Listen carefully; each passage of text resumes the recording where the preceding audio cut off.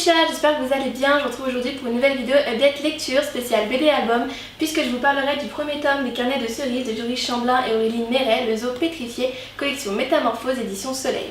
De l'album Isunboshi le petit samouraï d'Alice Brière-Laquet et Sanoé aux éditions Nobi Nobi. De l'artbook Willow Hall de Mina M et Cécile Guillot aux éditions du Chat Noir.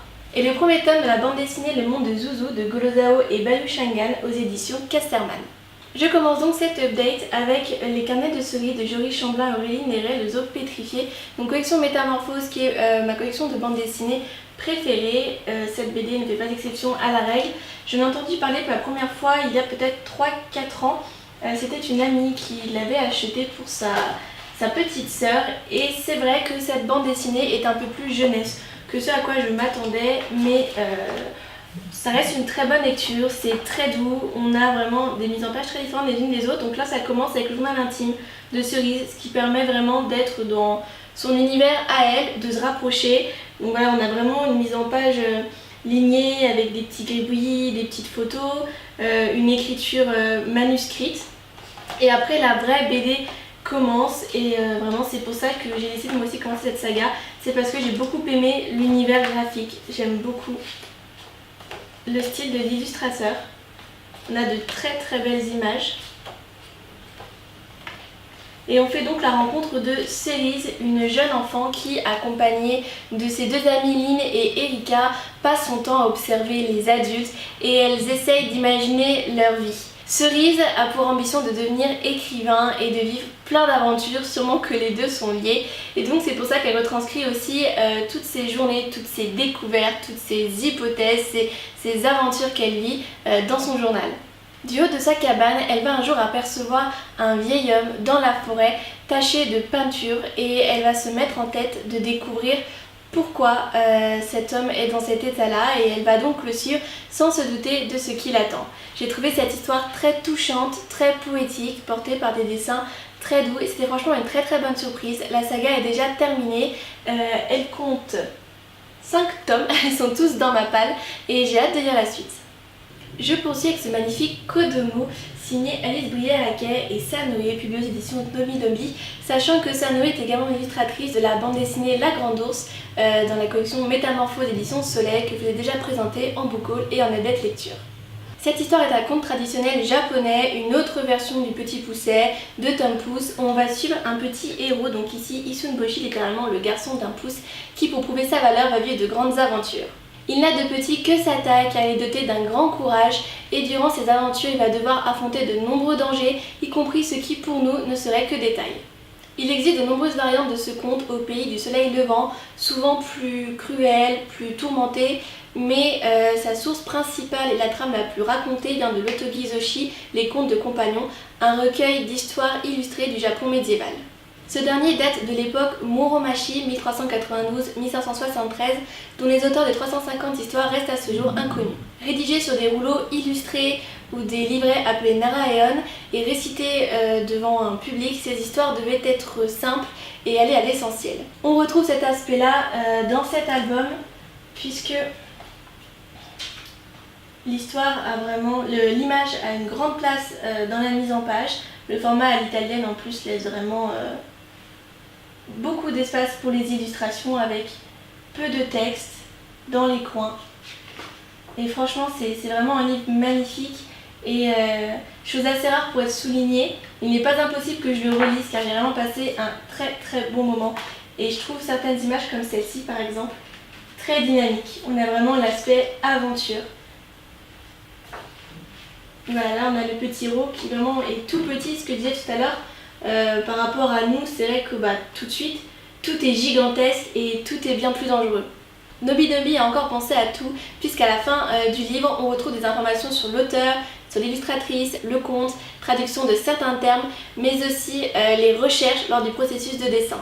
Pour résumer, j'ai vraiment adoré ce livre, je l'ai trouvé très touchant, j'ai beaucoup aimé l'aventure du petit héros qui est plein de bravoure, l'univers poétique, immersif et les couleurs absolument splendides, c'est vraiment un livre que je conseille.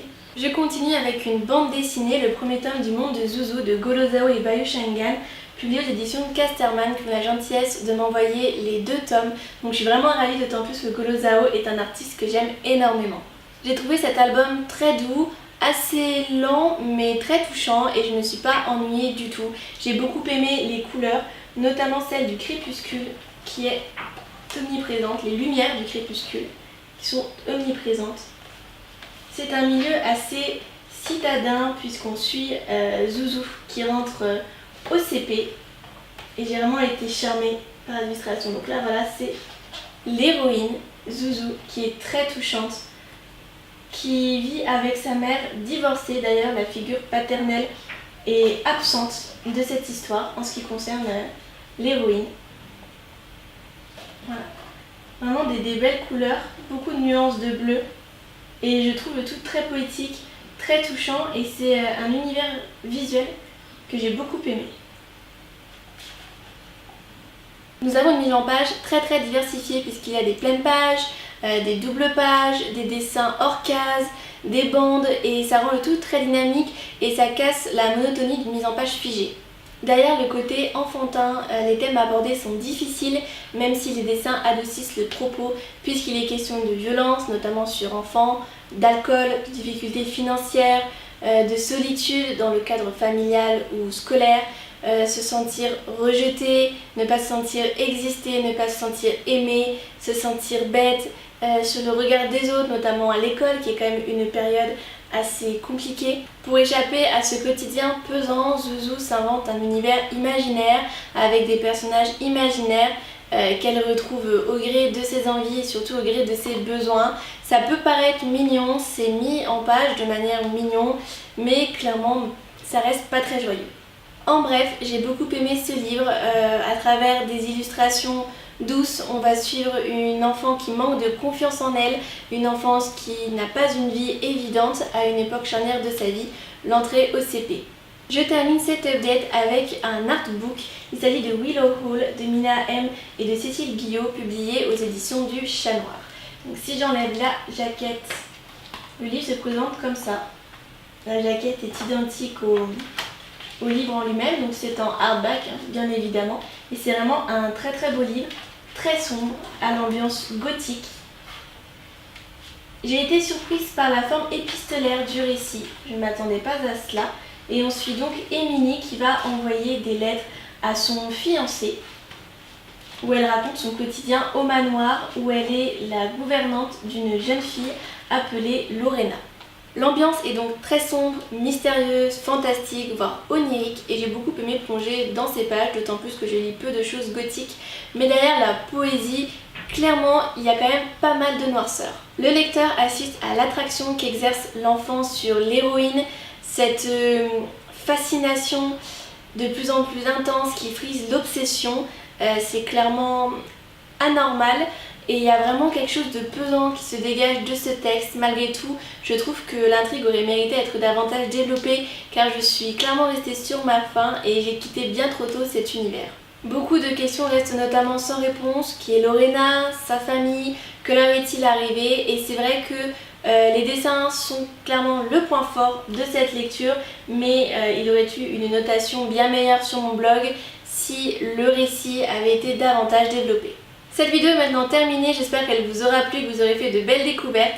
N'hésitez pas comme d'habitude à me laisser un petit commentaire, un pouce bleu et à vous abonner. Et je vous dis à très bientôt pour une nouvelle vidéo. Ciao!